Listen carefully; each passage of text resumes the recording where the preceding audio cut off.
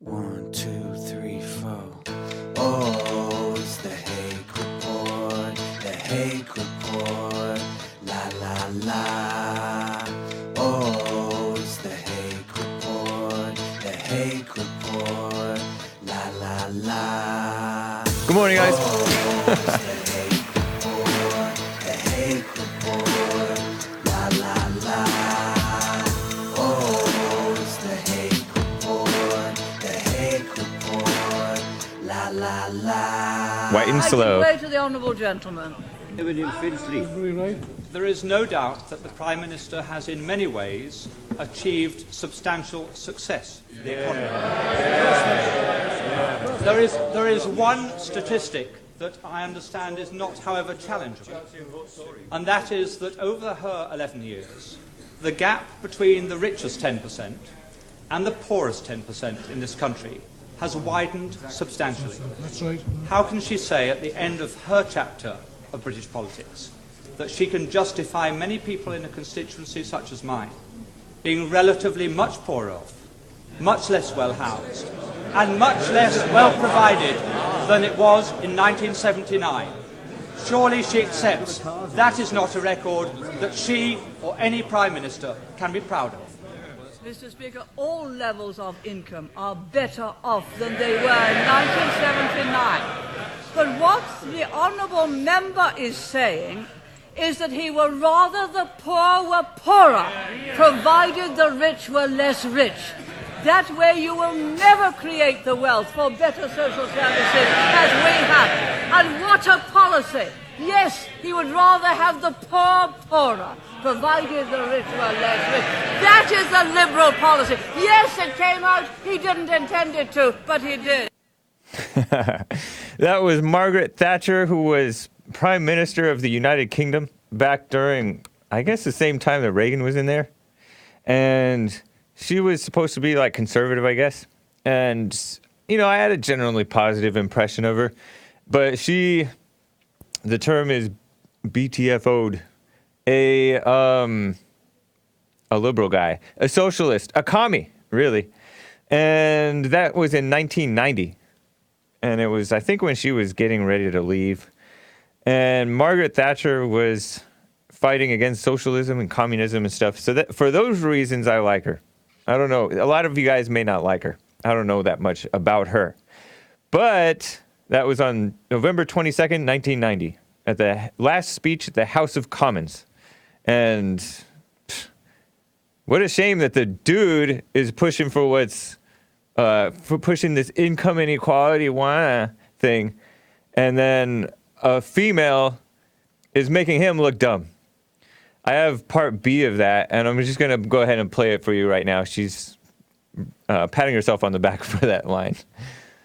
I think I must have hit the right nail on the head when I pointed out that the logic of those policies are they'd rather have the poor poorer. Once they start to talk about the gap, they'd rather the gap were that. Down here. That. Not that. But that. Everybody's doing it. So long as the gap is smaller, so long as the gap is smaller, they'd rather have the poor poorer. You do not create wealth and opportunity that way. You do not create a property-owning democracy that way. So, that's Margaret Thatcher for you. She made a nice point. And the reason that I brought this clip to you guys, I saw it about 10 years ago. This video is from, it's on YouTube, 1990. It's called Margaret Thatcher versus Margaret Thatcher on Socialism, YouTube. And it came out in 2009. But this video is from 1990. You can read the complete transcript on her website. Speeches, interviews. I think she's dead now. But the reason I thought of it was this Census Bureau report from AP, Associated Press, which is pushing, it's more like Associated Communism, because that's all they push. Marie Fries says Margaret was a great woman. All right, cool. But they talk about a Drudge Report link said gap between haves and have-nots is the highest in 50 years.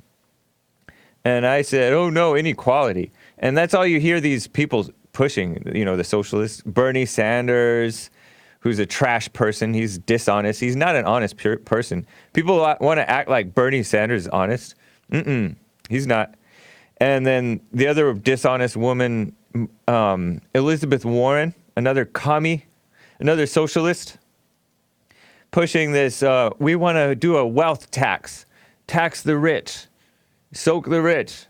And meaning, in reality, everybody in America is rich. Even the bum on the street is pretty rich. He has it fine. He's happy being out there like that. Because he's a miserable person. Yeah, she is dead. So this AP report, Associated Press, commie thing, they push women and homosexuality and illegal aliens, pretend that they're undocumented immigrants. AP came out. I always say this. 2013, I think it was, or 2014, AP said, they announced it. We're not going to use the term illegal alien anymore unless it's quoting somebody directly, right? And they're going to even probably try to avoid that because we don't want you guys to know what illegal aliens are illegal aliens. We're going to call them undocumented immigrants. And basically they listen to the academics, the liberal academics who push that notion. Same thing with the dictionaries. These dictionary.com and Webster and all them. They listen to the intellectuals. They listen to the anti-American people.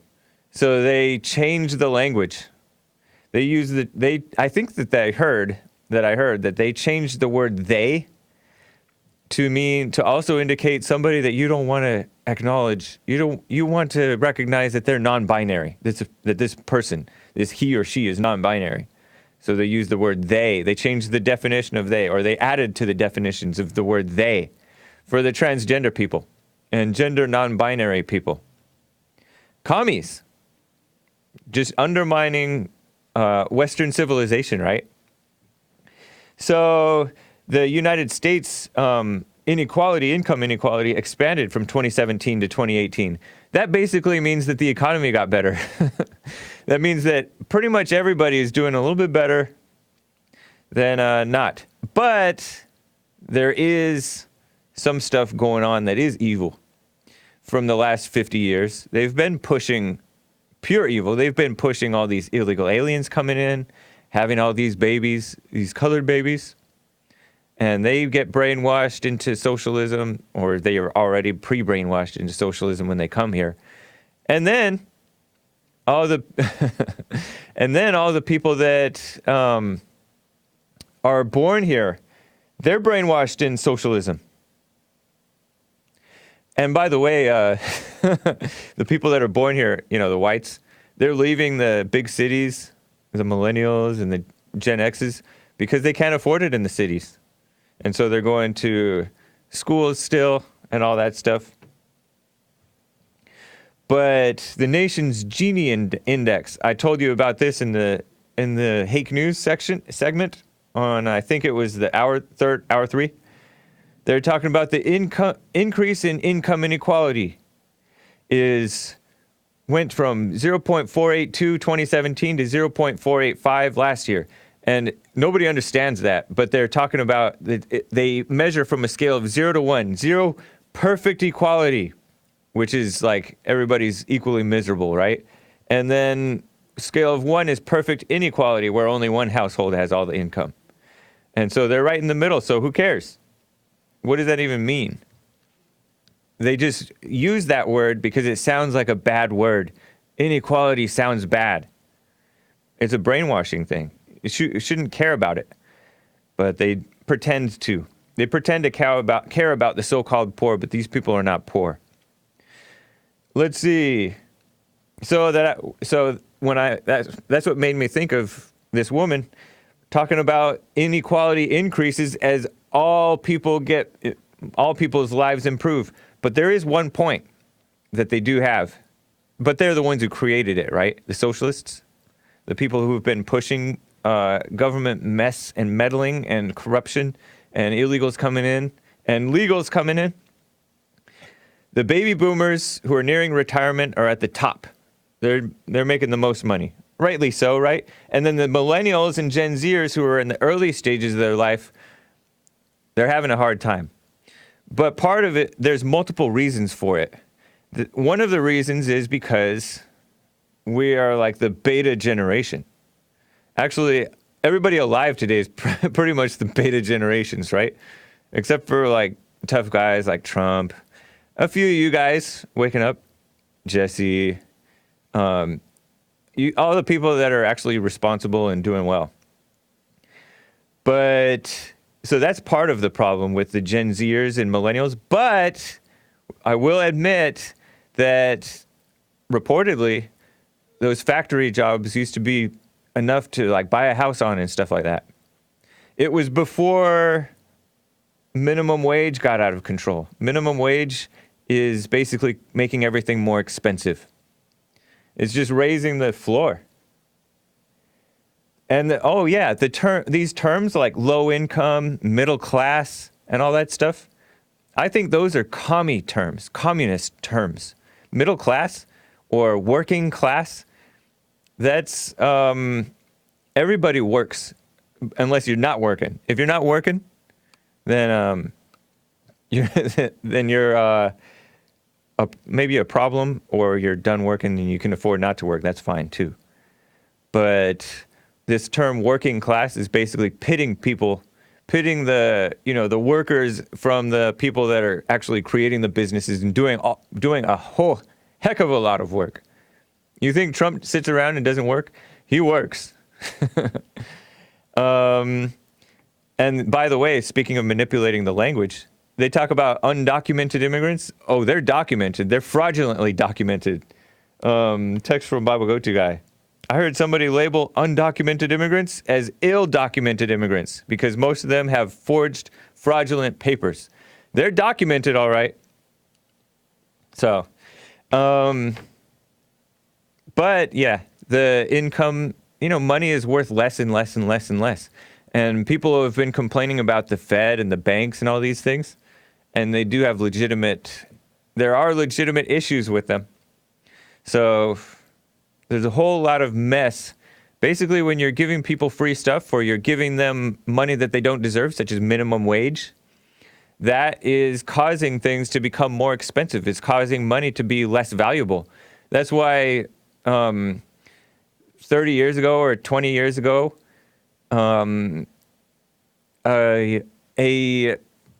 say $1 million a year ago, or 20 years ago, is worth 1.5 million today, something like that. A whole $500,000. And so $500,000 is basically worthless, was rendered worthless. Something like that, I don't know. You understand what I'm trying to say? That the money's not worth what it used to be anymore. You used to be able to buy such and such with a nickel or a penny or a dime. Nowadays, if you see a penny on the ground, most people don't pick it up, or they'll just toss it in the trash. And so it's really bad. This impeachment talk, I want to talk briefly about this impeachment talk, because it's kind of like, the socialists, the commies are trying to put Trump out of office. And you hear ridiculous Democrats and liberals pretending that they love America. You see it on Twitter if you're on Twitter. If you're unfortunate enough to still be on Twitter, right? You've seen it for over the years since Trump has taken office. They pretend like they're patriotic. Yeah, every now and then you see a patriotic Democrat. I think Seth Rich, he dressed up like, in American flags and stuff. He was a Democrat. He might have been like one of those guys that just didn't know better. Maybe if he'd been able to live longer rather than living in D.C. where you get mugged or assassinated, who knows? He might have quit being a Democrat. He might have wakened up. He was a white guy. A white liberal. Shameful. But he worked for the DNC, and it's speculated that he knew stuff about the emails and stuff like that, the corruption, all that was going on with the DNC and the media and all that stuff. But anyways, he died. So Kamala Harris is another one pretending to be patriotic. on MSNBC, of all places, they should be kicked out of the country, reportedly she said, Trump is the least patriotic president in the history of America. That's what I heard that she said from a reliable source. A liberal, actually, a liberal reporter mocking her for saying that. And Adam Schiff, another, he was also mocked by this reporter, this liberal reporter, Michael Tracy. He's been on Jesse Lee Peterson's show. He's a liberal reporter, journalist, but he's sane on the Russiagate issue. Did he say something like, I love America more than Trump? Adam Schiff, the pencil neck guy? The scumbag from California? Trump loves America more than any president that I've been conscious of. I wasn't very conscious of Ronald Reagan. I don't know. He might have been good. But Clinton, Bush, W. Bush, Obama, those guys, they hate America so much that they refused to even vote for Trump. All of them. Not one of them voted for Trump. Isn't that a shame? That reflects poorly on the Bushes, by the way. I thought better of W and actually the daddy and Barbara. All those people. I thought that they were better than that, but they're not. And so there's no question in my mind that Trump loves America. I've been reading about Trump, by the way. And it's quite clear. That's why they want to get rid of Trump, because they hate Trump, because they hate America. Trump loves America, and he wants to put it back on track because he's from the old school. He's seen the decline.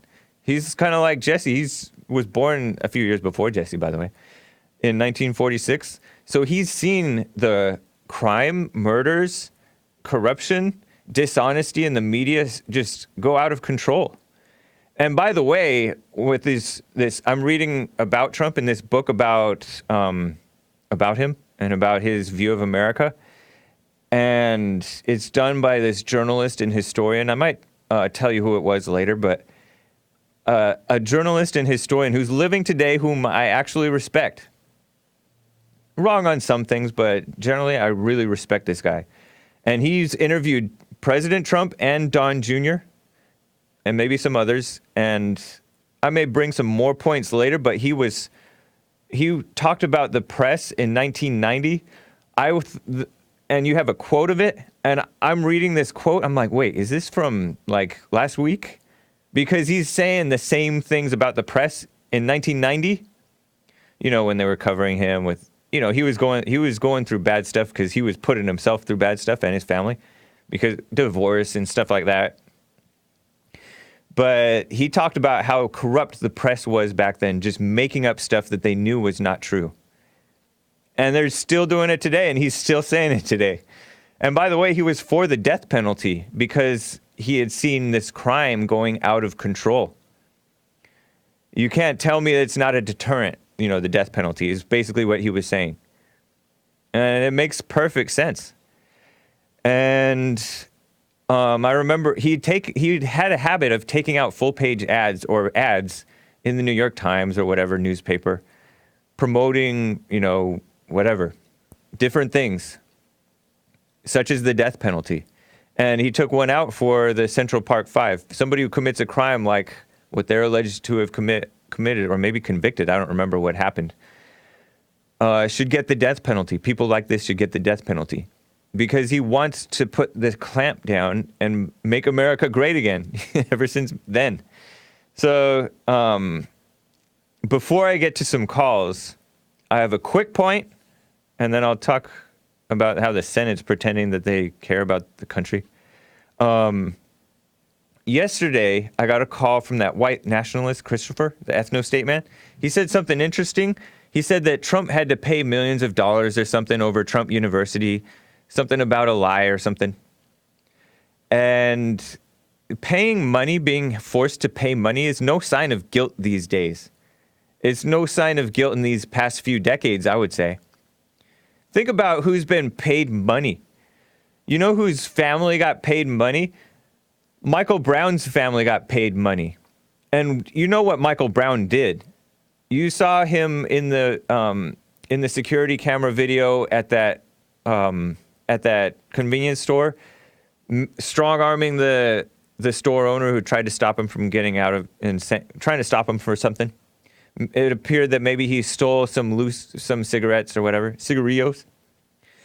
And then the evidence showed that he attempted murder on the officer, and charged at the officer, never had his hands up, don't shoot type of thing. Maybe he put his hands up briefly and then decided, no, I'm going to charge this officer. And so he got shot through the head, shot in the thumb, and got killed. Got himself killed. And the family got money. That's corrupt. Ferguson, Missouri. That's Ferguson, Missouri. And that's where, by the way, there are a significant percentage of blacks. And so the percentage of black criminals is out of proportion there too. Eric Holder, the Obama's attorney general at the time, very corrupt guy, who wants to brainwash the public against guns, by the way, and he said it decades ago, I think. He put out this fraudulent Ferguson report that showed, yes, former officer Darren Wilson did nothing wrong, no evidence of anything wrong.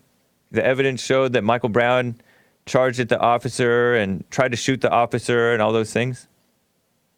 Tried to take the officer's gun, Darren Wilson. Darren Wilson had to resign or was fired, go into hiding, has to only hang around whites because the POCs, or at least the blacks, all have this lynch mob mentality against him, guilty until proven innocent, even guilty even after being shown to be innocent. But Ferguson, Missouri is one of those places that are doing what New Orleans is talking about doing, where they want to cancel the fines and debts and fees that all those blacks and any other criminals owe to the courts because they skip court dates, they do these petty crimes, and they also do violent crimes, and they also do drug crimes and all that stuff. But they're pushing this stuff because they want to just go soft on crime because it's just too overwhelming. The criminals are overwhelming the system, the petty criminals. And so they just want to, just decriminalize it, let them get a pass, let them out of jail. Don't cancel the warrants out for arrest, where 1 in 7 people in New Orleans has a warrant for their arrest. It's crazy. So that's Michael Brown's family got all that money. Trayvon Martin's family might have gotten money, I forget. But they certainly got a bunch of deals, Netflix deals and all that mess. The corrupt and violent Central Park 5, I think they got a settlement. Eric Garner's family, the guy who resisted arrest and didn't take care of himself, had a heart attack and died after he was, quote unquote, choked out. They got money settlements. His daughter died of the same thing a couple years after he died of a heart attack at age 27, his mother. Was she a single mother or was she married? I don't remember. Those people didn't deserve a dime. But those liberal cities, corrupt judges, corrupt lawyers, and I understand why people hate lawyers. And because these people are pushing pettiness. They make money off, they're sleazy. Benjamin Crump, the guy who represented Trayvon Martin's family, Michael Brown's family, and he's ambulance chaser type of a guy. Ambulance chaser meaning somebody who's like, oh, there's a scene, somebody died. Let's go get money and cause a scene and cry racism. That's him. He's kind of like modern day Eric Garner. I'm getting a text from somebody who says, I am considered low income, but I feel that I am rich. And that's true. People are doing fine. Yes, it's tough for millennials to buy homes and stuff, but there are other ways to deal with it other than soaking the rich. They could stop letting the Chinese come here and pay cash for our properties. They're buying up our land. It's crazy. They could stop all the people flooding into the country. They could end welfare, end the minimum wage.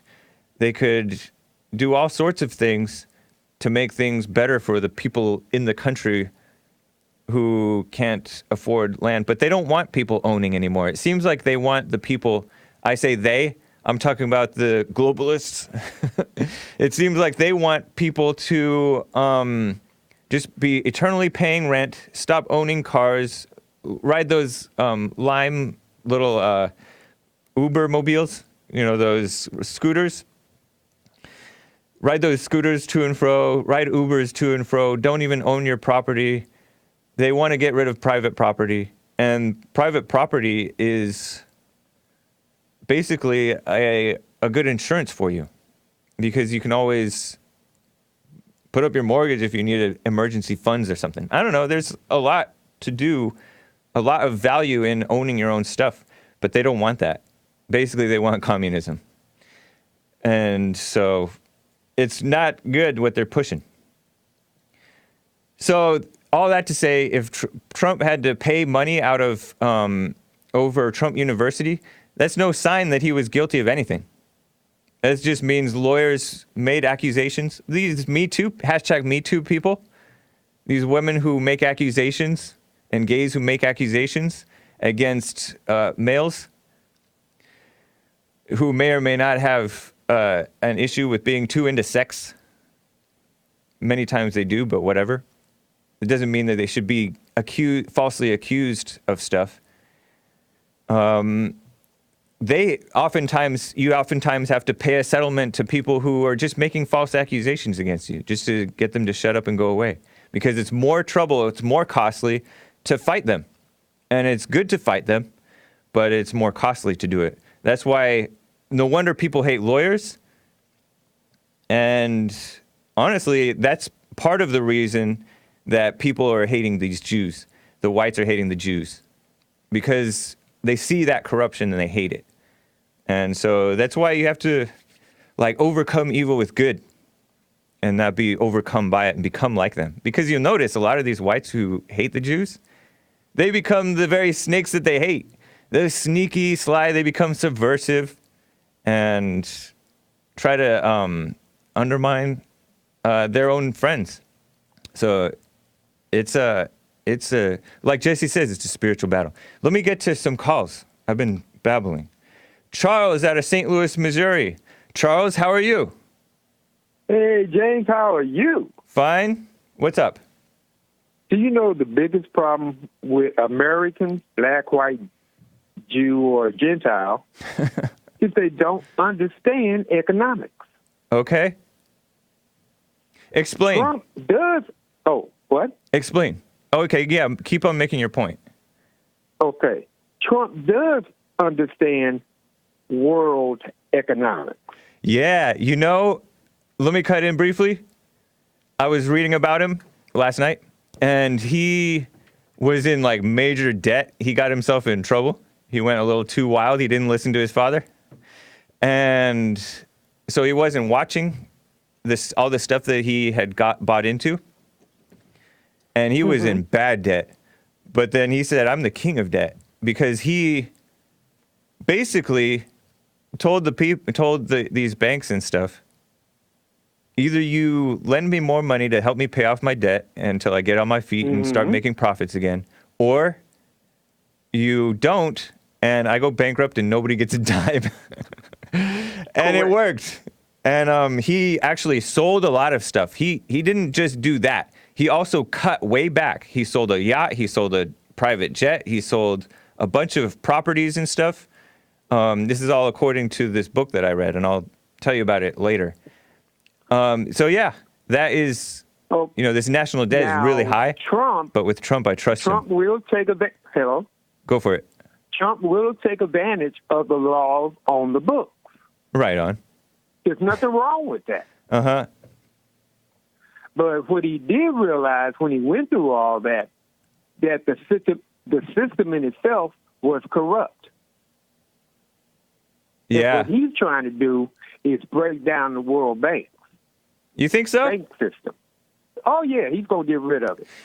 Why should we believe you? Because he said it. Oh, he said that? Yeah. He said that he's going to bring down the world banks? Yeah, and especially the Fed. Chat, is that true? I know that he's criticizing the head of the Fed. I learned about the Fed in senior year, government and economics, and I learned that Alan Greenspan was the chairman of the Fed, right? And that's all I learned about it. I didn't know what it was. I learned these terms like Bolshevik Revolution. We didn't have any idea what it was. Say that again? We didn't have the federal the Federal Reserve system.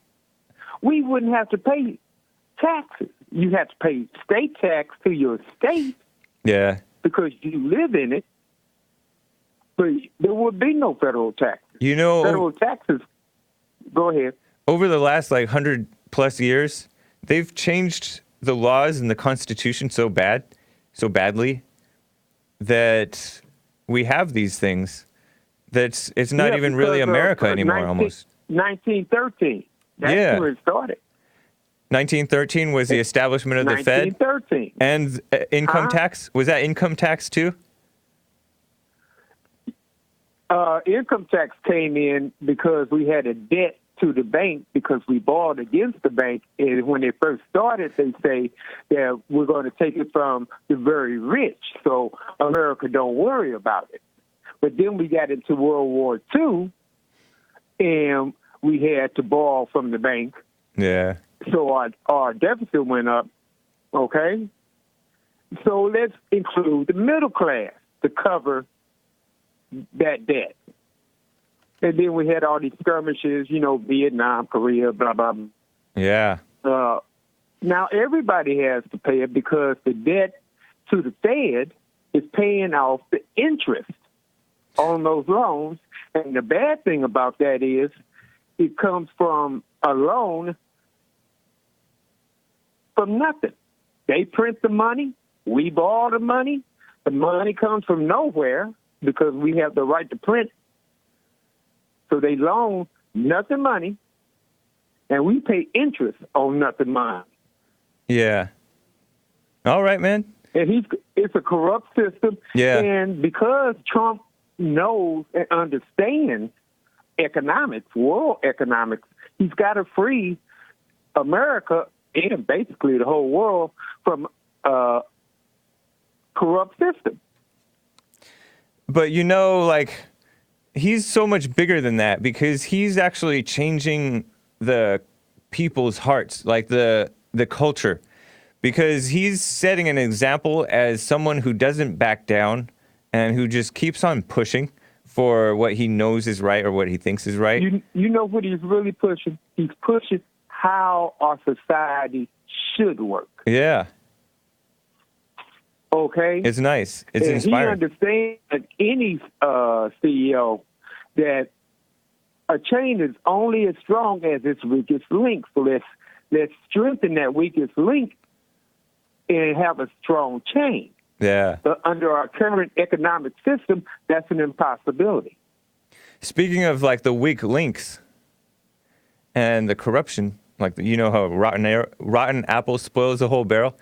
Yeah. He has not liked looking at how the black community has declined.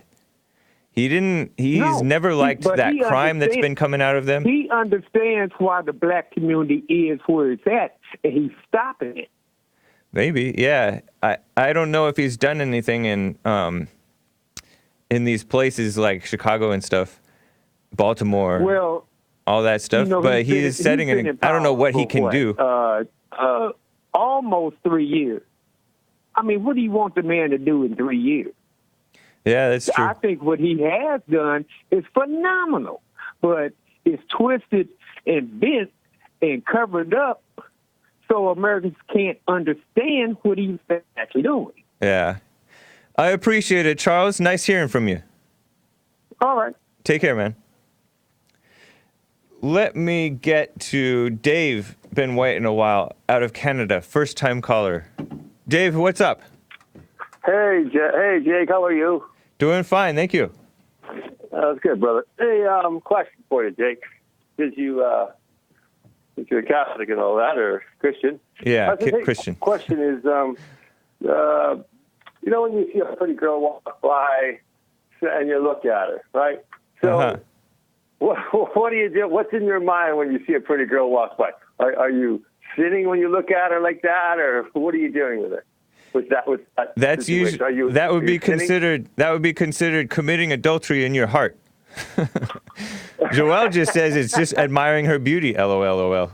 That's what I'm saying. Could you just But, be admiring her beauty? I guess you can, but it kind of depends. Kind of depends on your own heart. Yeah, but right? listen, my friend. How are you supposed to make mate if you're not attracted to her physically? I think that's why people are in the fallen state. I like Jesse's explanation of it, that we're supposed to be in a fallen state so that we can make the babies and then overcome it after we're done making the babies. Isn't that a nice explanation? It's very practical. Fantastic explanation. But now, so what happens if you don't have that second partner and you're out on your own again? So, have some self-control. Well, I always have self-control. I'm not jumping at anything. Right on. But I'm just saying. But anyways, okay, that's one question. So that was a pretty good answer, actually. I mean, it's Jesse's answer. I like it, though.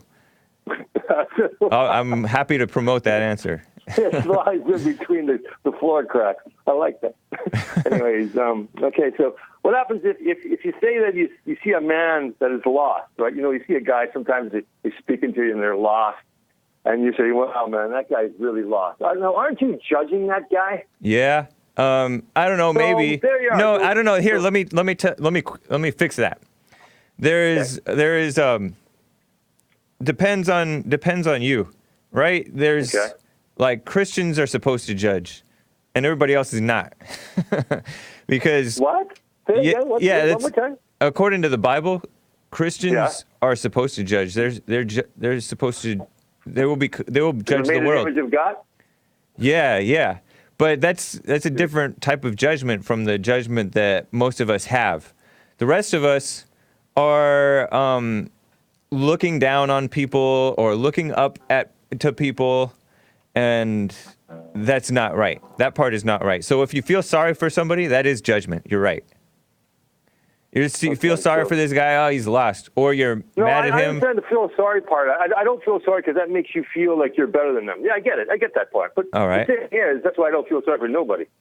Right on. Including my kids. But so at the same time, you know what I'm saying? But the thing is that when you judge someone, like, maybe I have another slippery slope here, but I'm just saying that if you do look at someone and you say, you know what, man, I think you're lost in your conversation. I don't think you don't know what you're talking about. I think you're kind of like an idiot, and I don't want to talk to you no more. And you walk away. You're basically saying, you're judging that individual without giving them. I don't know. I don't know, man. I think that the way that this may be more of a question for Jesse.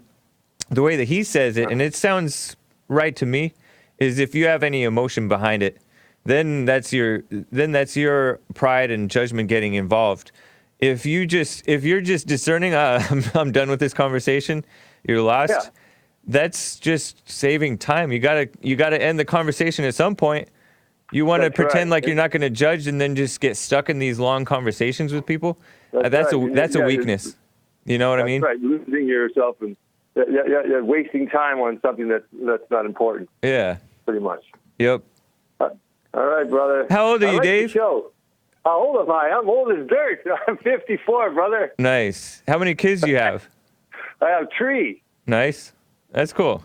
White babies. Man, I phoned in before. I had this. I phoned in once before about this girl that I had, a girlfriend that I had, and Jesse said, "Get rid of her." Oh yeah. And you know what? You know what I did to my son? I have a son that's like 17, and my daughters are 12. I said to my kids, I went up to them, I asked, I said, listen. I said, what do you think if I get rid of my girlfriend? What do you think? They all said, yeah, Dad, that'd be great. Instantly happy. Wow, that's nice. And so I did it. You know what? Everything's calm around the house. I'm spending more time with them. Dang. I mean, it works out. You know what? Jesse's actually right. I mean, as being an old fart like he is, it's pretty. Oh yeah, I'm judging. I shouldn't say that. But, but he's right. He's got a lot of wisdom. People don't understand when you reach that certain age, you see a lot of stuff going on. Like it goes by, and you young guys seems like you have to drill it into your head. Yeah. But sometimes a lot of people listen to me though when I speak. That's a nice The report, old Dave. guys as stupid as dumb as dogs, but I mean, I can't swear, but yeah, so I don't swear really. But. All right, my friend, thank you very much. Jake. Jake. Yeah, you called me Jake. I like it. All right, thanks, okay. Dave. All right, bye. Okay, take care, Jake. Bye. They call me Jake. I have friends who've called me Jake who've known me for years, especially by email, right? Because my name is James Hake. And I kind of like it. And then some people call me Hank because they thought that it is Hank. People from high school. And then people like Earl.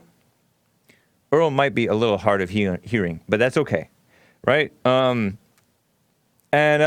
my dad's dog name was Jake Hake. Back when I was a kid, my first costumes, for Halloween costumes, speaking of Halloween, I dressed up like a dog, like Jake Hake. And no, I'm not Jink. Anyways, let's see. I'm going to get to you guys, you callers. Let me quickly tell you about the Senate pretending that the need for the wall is not a national emergency. I reported this on Hake News at the top of one of the hours of Jesse Lee's show. I think it was the second hour. Senate, again, votes to end Trump's national emergency declaration on the wall. So he declared it a national emergency in order to pull funding from the military towards the wall. We need a wall. And the crisis at the border is a national emergency. And everybody knows it. The USA Today spent a week with 30 so-called journalists over there. And they found the Border Patrol is doing roles that they've never done before, that they haven't even been trained for. They are overwhelmed, overrun. The so-called aid workers are tired, overworked, overwhelmed. And the shelters that they are running, which we should just deport all these people, including the aid workers. They're do-gooders, liberals. But their facilities are packed with like twice as many people as they're built for. Talk about a fire hazard, right? Talk about germ hazard. They're blaming the Border Patrol for these people getting sick and dying. No, these people are to blame for getting sick and dying. And also the people who let these people into the country. And the Senate and the House, I haven't heard any word of them trying to deal with these loopholes. Trump is constantly crying about these loopholes, right? Not crying, but complaining about these loopholes, saying that these loopholes, we got to close these loopholes. And by loopholes, I'm talking about you cross the border illegally, you present yourself to a Border Patrol agent and say, I want to be a refugee, economic refugee, political refugee, whatever else. Economic refugee, that's just a made-up word. And political, too, kind of is. But these people are coming from dangerous countries, some of the most dangerous, most murderous countries in the world. And some of them are probably murderers themselves. And they call them families coming across, but it's mostly like a father with a child or a mother with a child. It's not actual families, two parents and children. Even then, I wouldn't want them coming in here. And it's crazy. So under the National Emergencies Act, a resolution ending the declaration of national emergency, needs only a simple majority to clear the Senate. But then he vetoes it, thank God, right? But all these rhinos, including, shockingly, like Mike Lee, he was like a Ted Cruz type of a conservative. He and Ted Cruz were like the two conservative guys in the Senate. But he votes to end it. I don't know what his thinking is. Maybe we should ask him. Rand Paul, we think of him as, decently conservative or libertarian or whatever. But even he votes to end it. I think somebody made the point in chat that he's like trying too hard to be a libertarian or something. But that's shameful. I don't know what they're thinking. Pat Toomey. And then, of course, these rhino so-called Republican women, Lisa Murkowski and Susan Collins. Susan Collins of Maine, Lisa Murkowski of Alaska. Those people shouldn't even call themselves Republicans. They're the ones who, like, Huffington Post praises them for bringing the people to, the women, the reasonable women, bringing people together to end the government shutdown, as if a government shutdown is a bad thing. Lamar Alexander, Roy Blunt, Jerry Moran of Kansas, whoever heard of him, Rob Portman of Ohio, Mitt Romney of course, Trump hater, and Roger Wicker of Mississippi. Pat Toomey's from Pennsylvania. So those people voted to end the president's declaration. I don't know what they're thinking, but I think they're rhinos. And Chuck Schumer is the one who's pushing this, the Senate Minority Leader. So they did all that, but meanwhile, look, they complain. These local governments are complaining about dumping. You know, the liberals are referring to illegals, you know, these aliens, as being dumped by the Border Patrol like trash. Tucker made that point, and it's true. And they're complaining, but they're sanctuary cities. They're for these policies. They're not for turning these people away, making them be responsible for themselves. One guy called my show, I think he's Hispanic, and he said when Trump builds the wall and he does this, sends these people back or forces them to stay, it causes them to make their own lives better and their own countries better. It causes them to step up. Right now, we're enabling all the evil that's going on down there. Oh, no. And so, yeah, it's a mess. What else is going on? Local governments are facing that. Aliens are keeping on coming, and the immigration courts are overwhelmed. They have, I think the backlog is close to 1 million people. Backlog. 1 million illegal aliens or wannabe refugees.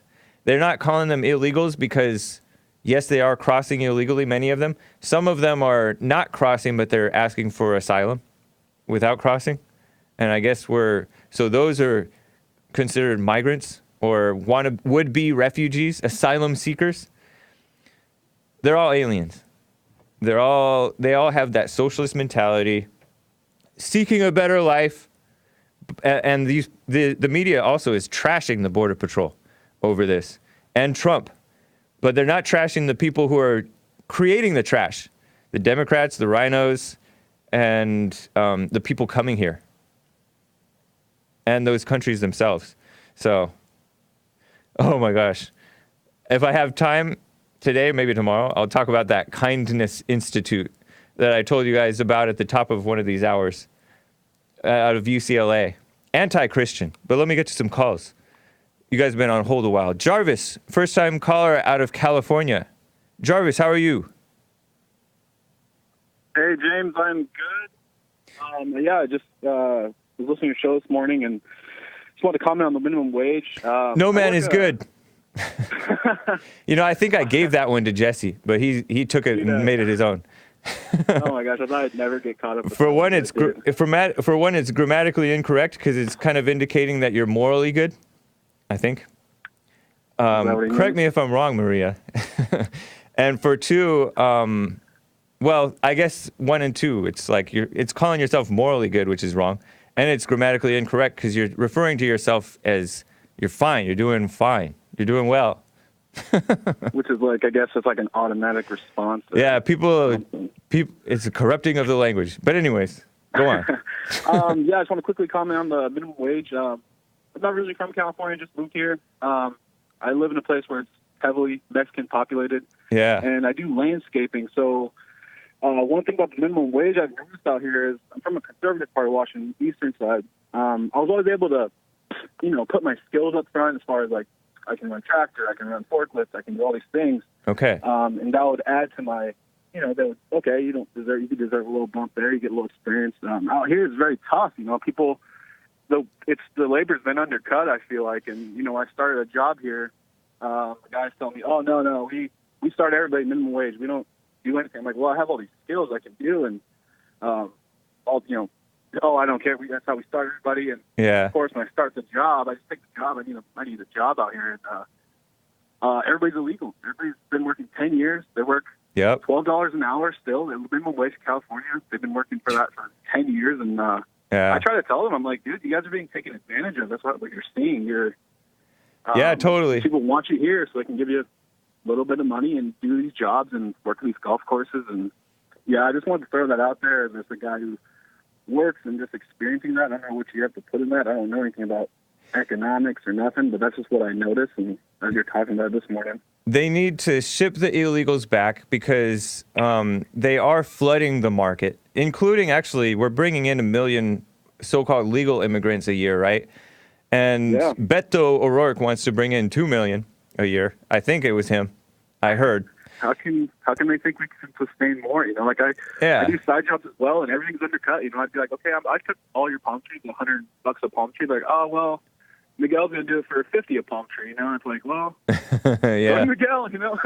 Yeah, and these guys, their families are back home. Speaking of separating families, their families are back home. They're able to just hole up in a little studio, like a little bedroom inside a home, for very cheap rent, and they are sending half their paycheck home.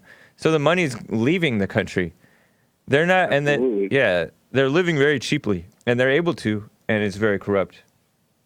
Yeah, so I just want to throw that out there. I just thought of it this morning. I never thought of minimum wage as being necessarily a bad thing, but when you mentioned it, I'm like, well, that's true. Like, I could be able to negotiate a salary before, whereas moving to California where it's flooded, I don't really have any negotiating power. They'd rather take. I'm not hating. You know what I mean? I'm not hating. Yeah. Okay, do your thing. Like, but you know, it just sucks for me. It's like, I'd rather, like, at this point, I can go work at Jack in the Box for the same amount of money and not right. break my back being the sun, you know what I'm saying? So, but yeah, man, thanks for taking my call. But the nice thing is, man, like, even with all those challenges, because they are, it is kind of unjust.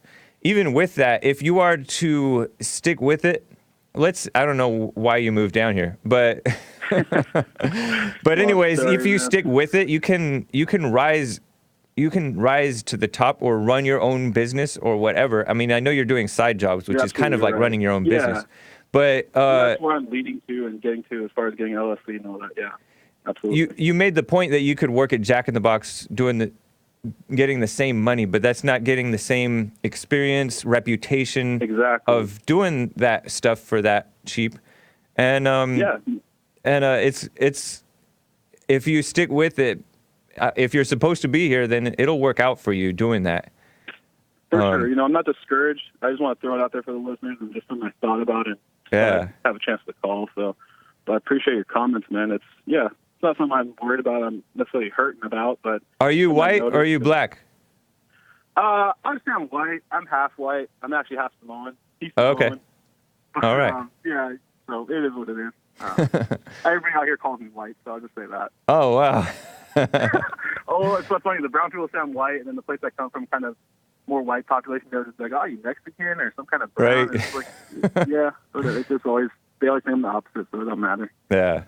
Well, being Samoan, that protects you from the sun a little bit more than the regular white people, maybe. Yeah, I don't need sunblock out here for sure. I appreciate it, Jarvis. Right. Nice points, man. No problem, brother. Thank you. All right, take care.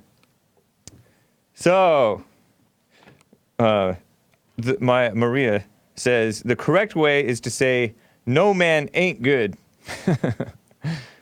Nice. So, another text from the Baba Go-To guy. There is a mantra that we have more in common than we have differences, which is a lie. Oh, shoot. Am I on low power mode? Which is a lie in order to get the rhinos to vote with the Democrats. Yeah, that's a mess.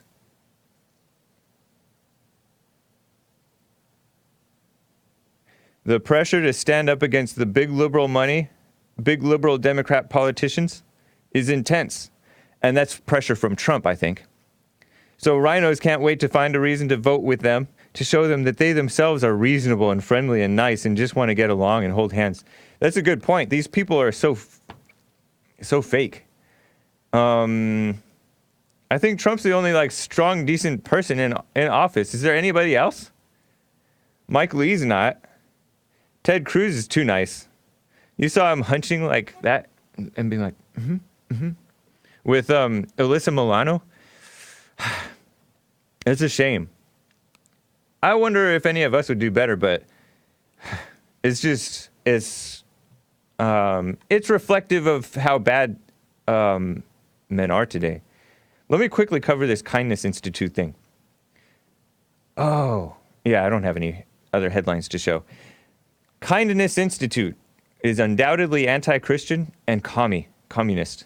Drudge Report's UCLA. Everybody that I know that came out of UCLA, University of California, from Los Angeles, at least recently, every millennial, let's say, has become pretty well, unless I knew them from like 7th grade, has become pretty well brainwashed and anti-white, anti-Christian, pro-gay, pro all that stuff. By pro-gay, that means anti-human.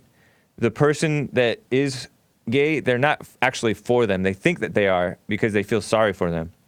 But they're against them because they're for their own destruction. So UCLA Newsroom reports, University of Southern California, Los Angeles receives $20 million to establish the UCLA Bidari Kindness Institute. I saw this in the chat, it said something about Bidari Foundation. A gift from Jennifer and Matthew C. Harris, philanthropists with the Bidari Foundation, will support research on building more humane societies and to study kindness. And kindness, they're hijacking that word to become liberal. Just like empathy has become a liberal word. I don't know if it ever wasn't a liberal word, empathy. Hey! I just saw somebody that I haven't seen in a while. The Institute, which is housed in the Division of Social Sciences, another, isn't that, social science, isn't that a communist field of so-called study? Made up, kind of like psychology? Meant to replace religion, meant to replace true religion, right? Christianity. Christianity has become very corrupt. Not Christianity itself, but the imitation Christianity that you see throughout most churches today.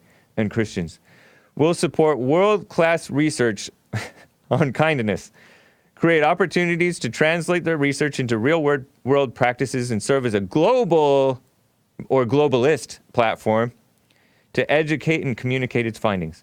Among its principal goals are to empower citizens, empower, that's a feminist word, and inspire leaders to build more humane societies. Isn't that 1984? 1984 being that book that's about where the government controls you. Universities should always be places where we teach students to reach across lines of difference and treat one another with empathy and respect. Typical white country, cucked white country type of thinking, right? Where they bring in all the people of differences. And we don't need people who actually believe in real justice or real freedom, the Second Amendment or the First Amendment, people who actually believe in the Second Amendment and the First Amendment, and live like they believe in it for themselves. They don't say, oh, that's just for the government. No, it's something that you should live by. You should allow people to have the freedom of speech and to carry weapons, especially if they're decent people. But they talk about much research is needed to understand why kindness can be so scarce in the modern world. Maybe they're talking about Trump. I just think of that. Because Trump is kind, the real kind of kind. They're the fake kind of kind. As we seek at Bidari to bridge the divide between science and spirituality. And that's from Matthew Harris, the foundation's co-founder and a 1984 college graduate. He's one of the people that gave this $20 million with his wife, I guess, to UCLA to study kindness and the divide between science and spirituality. They don't know what spirituality is. They have just evil spirits that are like an imitation of good. Like what we always talk about, right? Anyways, tomorrow is Get It Off Your Chest Day on the Jesse Lee Peterson Show. And then my show, hopefully. If not, we'll let you know. And, of course, support Bond. Thank you guys for the support of Bond. I've gone on the GoFundMe page and see you guys' donations and messages, the messages in particular. That's nice. That's cool. Anyways, guys, I'll see you later. Rebuildingtheman.com to check it out. All right, guys, take care.